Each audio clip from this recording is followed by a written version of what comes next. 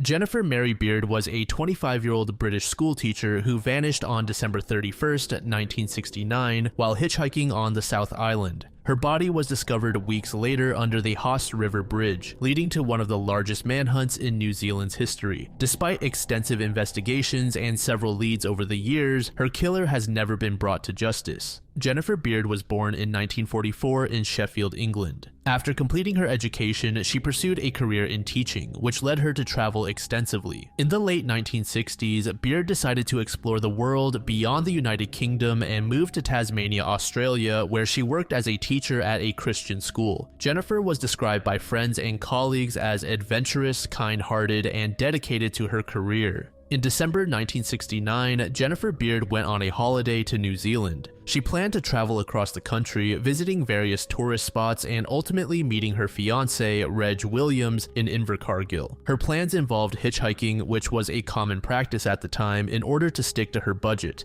Around mid-December, Jennifer arrived in Christchurch, New Zealand. 6 days later, on December 25th, Christmas Day, it's believed that Jennifer may have attended church services or spent the day amongst locals. The exact details that day are a bit unclear. Sometime between the 27th to 29th, Jennifer began hitchhiking south from Christchurch. She made her way through various small towns, interacting with numerous people along the way. During this period, several unconfirmed sightings of Jennifer were reported as she traveled towards the west coast. On December 30th, Jennifer was seen at Arthur's Pass, a mountain pass in the southern Alps of the South Island. Arthur's Pass is a remote and rugged area popular among hikers and tourists. Here, Jennifer was seen by several witnesses, and she was reported to be in good spirits, eager to continue her adventure. After leaving Arthur's Pass, she continued towards the west coast, aiming to reach Haast. That evening, she checked into the Franz Josef motor camp. The camp records confirmed that she spent the night there, where she likely rested and prepared for the next day's travel. On New Year's Eve, Jennifer left the Franz Josef motor camp and resumed hitchhiking on the Haast Pass highway. Witnesses reported seeing her with a man driving a green Vauxhall Velox. This sighting was crucial, as it provided the last confirmed instance of Jennifer being alive. The man driving the Vauxhall Velox became a significant focus of the investigation. Witnesses described him as being in his late 30s or early 40s, of medium build, and possibly wearing a hat. The car was described as an older model, which helped narrow down the list of potential suspects. Then, during the first couple weeks of 1970, Jennifer's family and friends grew increasingly worried because they had not heard from her. Her fiancé, Reg Williams, who was waiting for her in Invercargill, reported her missing to the police. The authorities launched a search operation, but the rugged and vast terrain of the West Coast made the search extremely challenging. Numerous tips and sightings were reported, but none led to Jennifer. The local media also covered the case extensively, urging anyone with information to come forward. A breakthrough occurred on January 19th when a South Canterbury family on holiday stopped near the Haast River Bridge. Their young daughter noticed a woman without clothes under the bridge.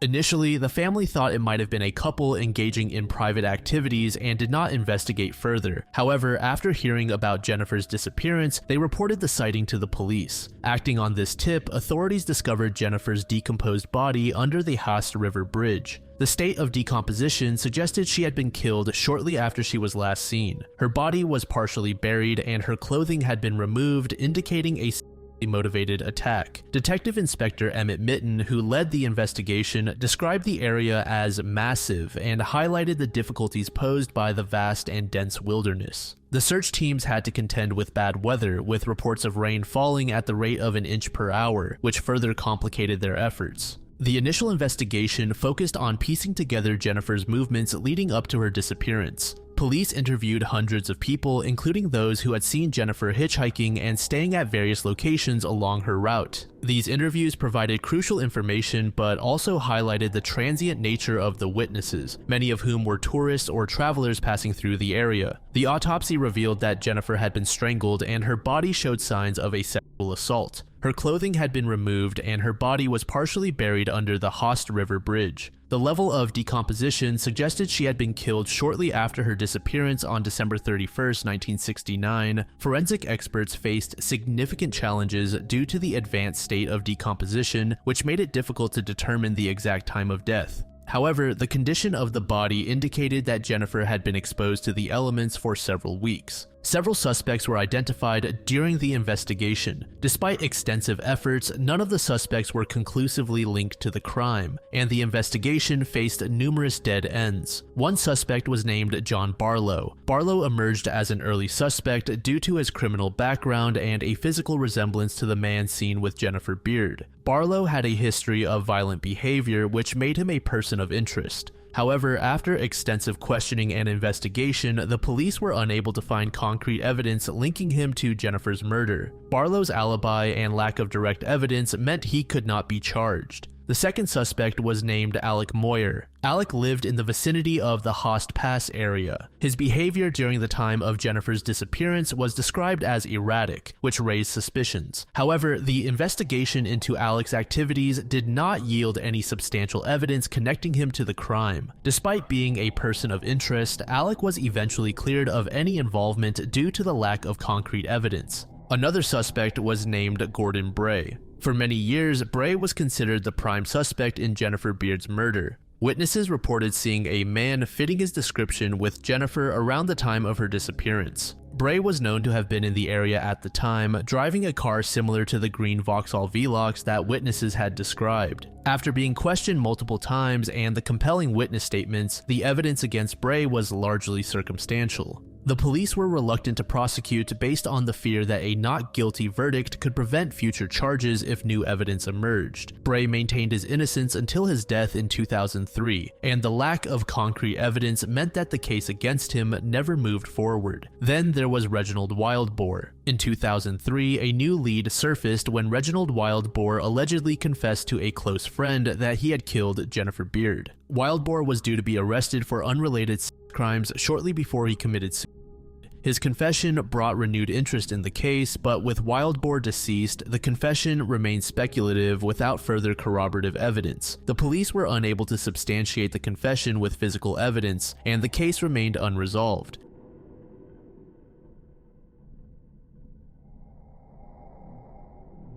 The Great Sheep Panic of 1888 is a strange event that has puzzled historians, scientists, and enthusiasts for over a century. On the evening of November 3, 1888, thousands of sheep in the southern counties of England, notably Oxfordshire, Berkshire, and Buckinghamshire, suddenly and inexplicably panicked. This event led to widespread chaos, with sheep breaking out of their pens and running wildly across the countryside. Despite numerous theories, the cause of this mass panic remains unclear. The panic began at approximately 8 p.m. on one November night. Farmers and residents reported a strange droning noise just before the sheep began to panic. Witnesses described the noise as a low rumble unlike anything they had heard before. By the following morning, the sheep were found scattered across a wide area, some still panting with terror under hedges, and many crowded into corners of fields miles from where they had been the previous evening. Contemporary reports, such as those in various local newspapers, indicated that the panic affected a large geographical area covering over 200 square miles. The widespread nature of the event ruled out causes such as pranksters or individual predators.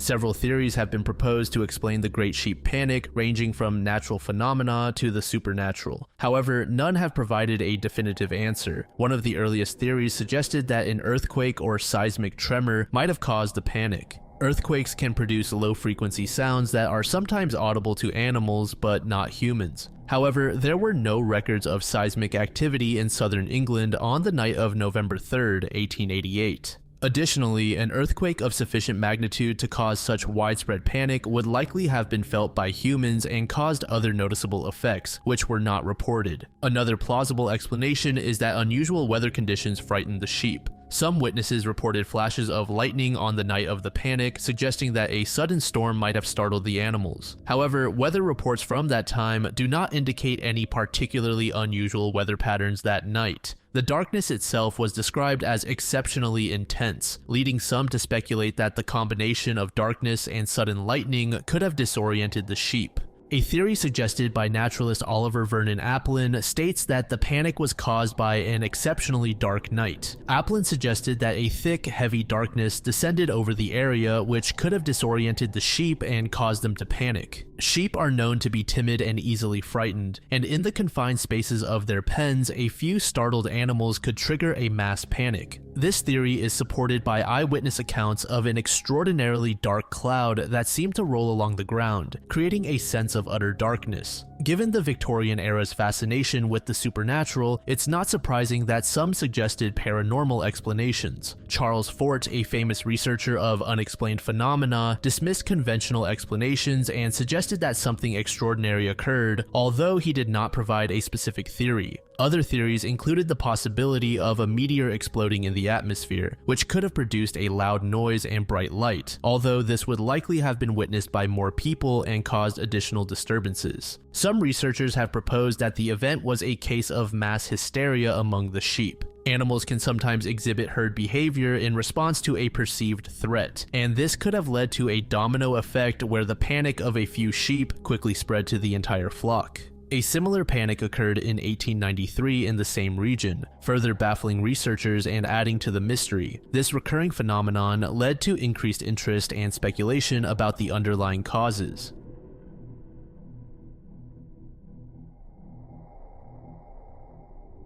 John Wade Wagner, a 16-year-old from Monroe City, Missouri, vanished on February 17, 1968, in an incident that has confused both his family and community for over 5 decades. John was born on June 27, 1951. According to friends and family, he was a typical teenage boy. On the evening of February 17, 1968, he was seen dropping off his younger brother at a school dance around 8 p.m. This was the last time he was seen by anyone known to him. At the time of his disappearance, John was wearing a tan and orange plaid shirt, tan jeans, and brown dress shoes. He was 5 foot 9 inches tall, weighing around 130 pounds, with brown hair and blue eyes. John also had a distinctive tic-tac-toe shaped scar on his abdomen, which could help in identifying him. The following day, February 18th, John's truck was found abandoned in an alley off Main Street in Monroe City. This location was somewhat unusual as it was not a place where John was typically known to park. The truck's discovery in this unexpected location raised immediate concerns and suspicions among his family and friends.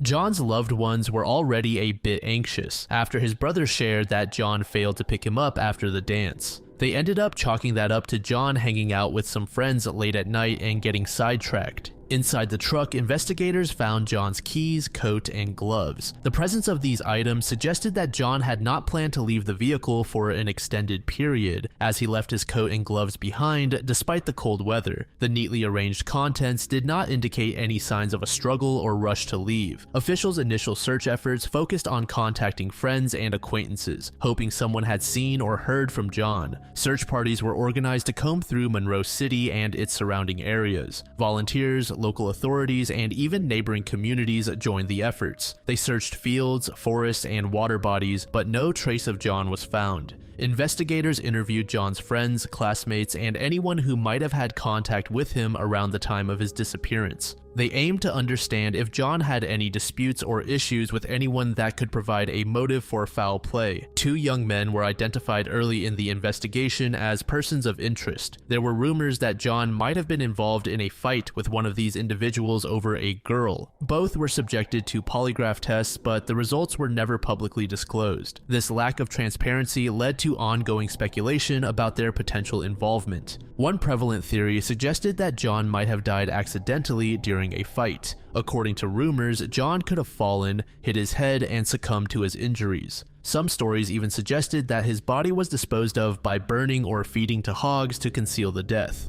However, these theories were based on hearsay and lacked concrete evidence. Another theory considered was that John might have left voluntarily. However, this theory was quickly dismissed due to the absence of any indications that John was unhappy or planning to run away. His personal items found in the truck also suggested he did not intend to be gone for long. There was also the fact that police didn't publicly disclose the results of the polygraph test on the other two boys. This led some to speculate that there may have been a cover-up. The case eventually went cold and leads dried up. However, the community and John's family continued to seek answers and push for further investigation. In the year 2000, the Marion County Sheriff's Office reopened the case, aiming to use advancements in forensic technology. Detective Tyler Wheeler led the new investigation, hoping to uncover new evidence or leads that had been overlooked previously. Unfortunately, many individuals who were once considered persons of interest refused to cooperate, which greatly hampered the investigation.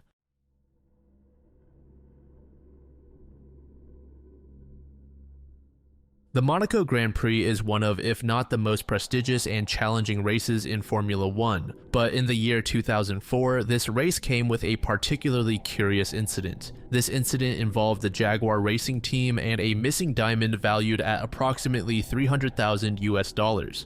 In 2004, Jaguar Racing was in its final season as a Formula One team. The team had been struggling to make a significant impact in the sport since its inception in 2000, following Ford's acquisition and rebranding of the Stewart Grand Prix team. Despite high hopes and considerable investment, Jaguar Racing had failed to achieve consistent success on the track, often finishing in the lower half of the Constructors' Championship standings. Jaguar Racing had skilled and experienced racers during their time, but the team struggled with car reliability and performance issues. The Jaguar R5, their 2004 car, was not competitive enough to challenge the front runners, leading to a series of disappointing results. In a bid to generate publicity and draw attention to the team, Jaguar Racing's head of communications, Nav Sidhu, devised a promotional stunt in collaboration with the producers of the upcoming film Ocean's 12 and Steinmetz Diamonds. The plan was to embed a real diamond into the nose cones of their two Formula One cars for the Monaco Grand Prix, each valued at $300,000.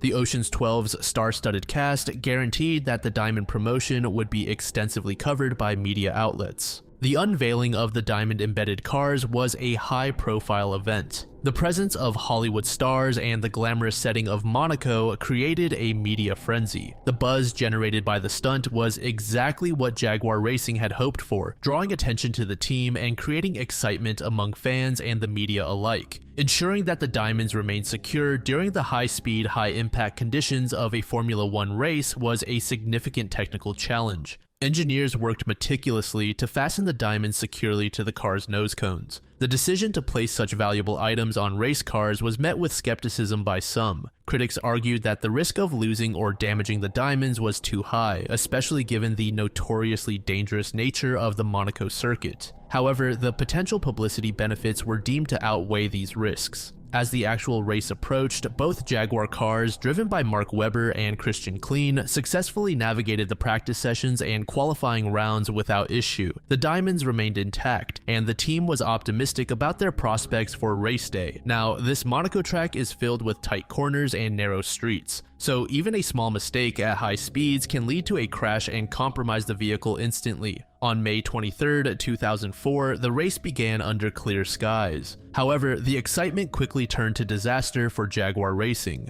On the very first lap, Christian Klein's car collided with the barrier at the Mirabeau corner. The impact was severe enough to cause significant damage to the car's nose cone, where the diamond was embedded. Klein's car, unable to navigate the tight corner, slammed into the barriers, causing the nose cone to crumple and the diamond to dislodge. Despite the crash, Klein emerged unscathed, but the car was severely damaged. The primary concern was Klein's safety. Once it was confirmed that he was unharmed, attention turned to the missing diamond. The car was lifted off the track by a crane, and it was at this point when it was noted that the diamond was missing. Following the crash, marshals and team members immediately began searching for the diamond. The narrow streets of Monaco, combined with the debris from the crash, made the search difficult. Despite extensive efforts, the diamond could not be located. The story of the missing diamond quickly became a major news event. Media outlets around the world reported on the incident, and the combination of high-stakes racing, a valuable diamond, and the glamorous backdrop of Monaco made for a compelling story. The Jaguar racing team got exactly what they wanted, just in the worst way possible. Various theories about the diamond's fate emerged after the incident. Some believed it had been stolen in the chaos following the crash, while others speculated that it had been lost in the debris and would never be found. A few even suggested that the entire incident might have been a publicity stunt, though there was no evidence to support this claim.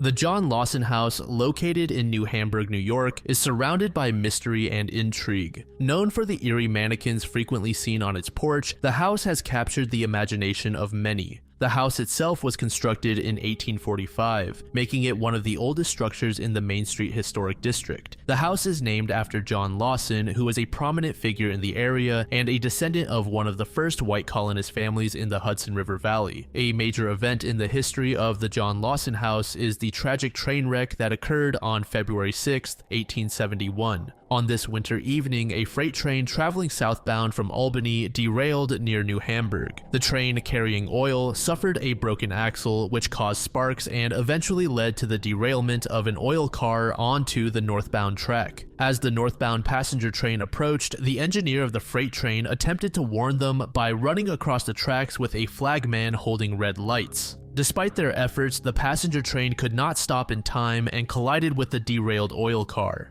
The impact caused a massive explosion, killing 22 people instantly and injuring many others. The proximity of this tragedy to the John Lawson House, just 200 feet away, contributed to the house's haunted reputation. 6 years after the train wreck, another catastrophe struck New Hamburg. On May 3, 1877, a fire broke out around 9 p.m., starting in an alleyway between the Madison House and a store owned by Frank Myers. The fire quickly spread, consuming several structures due to the presence of flammable materials like kerosene. The townspeople formed a bucket brigade, and a rider was dispatched to fetch the fire department from Wappingers Falls 2 miles away. But the fire could not be contained. By 9:45 p.m., 7 buildings had been completely destroyed, with the fire smoldering throughout the night. Remarkably, the John Lawson House survived this inferno, further cementing its place in local lore as a resilient and mysterious structure. The mannequins made their debut on the porch of the John Lawson House without any explanation. Residents and passers-by first noticed them around 2003. These mannequins, often dressed in clothing from different eras, seemed part of a carefully curated display that changed frequently. Their sudden appearance and the regular alterations in their clothes and positioning sparked curiosity and numerous theories. The mannequins displayed on the porch were typically female and life-sized, resembling those commonly found in department stores. Each mannequin was adorned with wigs that matched their outfits. The wigs were styled differently each time, sometimes in elaborate updos and at other times in simple flowing styles. The mannequins were also accessorized with props such as bird cages, books, toolboxes, and even a plastic milk jug filled with potpourri.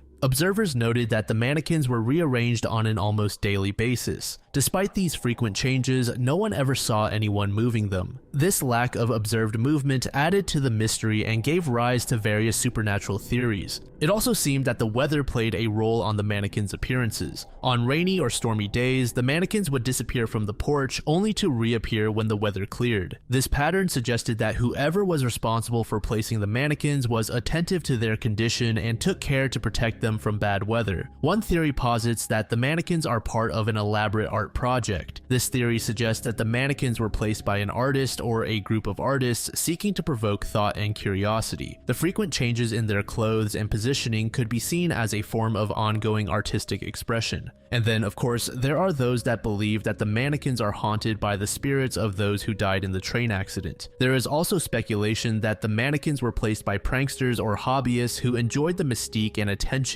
the mannequins brought to the house. In 2016, the mannequins suddenly disappeared from the porch of the John Lawson House, just as mysteriously as they had appeared. Their absence was noticed immediately by the community and visitors, which sparked new rounds of speculation. To this day, no one knows who placed the mannequins. Additionally, it doesn't seem like anyone knows who owns the house either.